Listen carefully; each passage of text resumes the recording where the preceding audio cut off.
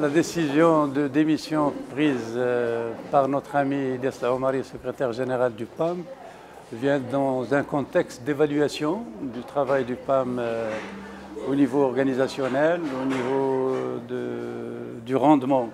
de nos élus, donc à travers des commissions qui ont visité les régions, et puis un travail d'évaluation de l'expérience du PAM depuis sa création il y a 9 ans maintenant. Donc, et puis bien sûr, on ne peut pas ne pas prendre en considération le contexte aussi du discours royal. Mais ça, c'est dans cette dynamique-là que vient la décision qui est une décision personnelle du secrétaire général du PAM.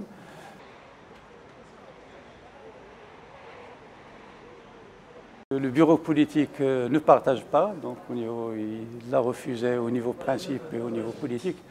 en considérant que le travail fait durant la période de direction d'Ilyas Omari,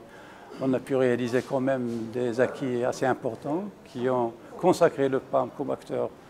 parmi les acteurs principaux de la scène politique marocaine à travers les résultats des élections, soit au niveau communal ou au niveau parlementaire. Et puis au niveau de ses assises, donc sa direction de 5 régions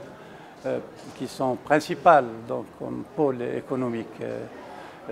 du pays. Nous considérons que cela n'appelle pas à une démission, mais n'empêche qu'on respecte ce choix, on respecte ce que vient d'expliquer le secrétaire général lors de la conférence de presse et qui a été largement discuté hier lors de la réunion du bureau politique.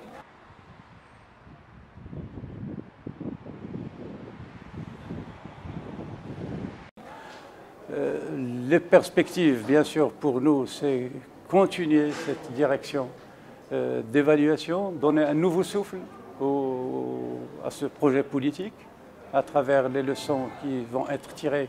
de l'évaluation en cours de réalisation qui sera finalisée d'ici le 10 ou le 15 septembre maximum pour que ce soit présenté devant le Conseil national dans sa session ordinaire au mois d'octobre.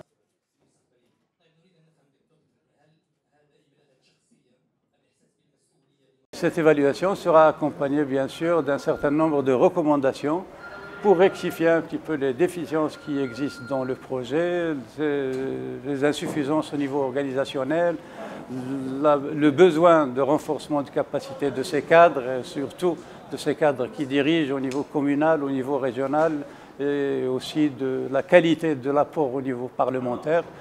Et comment ouvrir cet espace, donner ce nouveau souffle au parti en tant que projet politique qui aspire à élargir les assises d'une dynamique de société porteuse d'un projet démocratique, moderniste dans notre pays.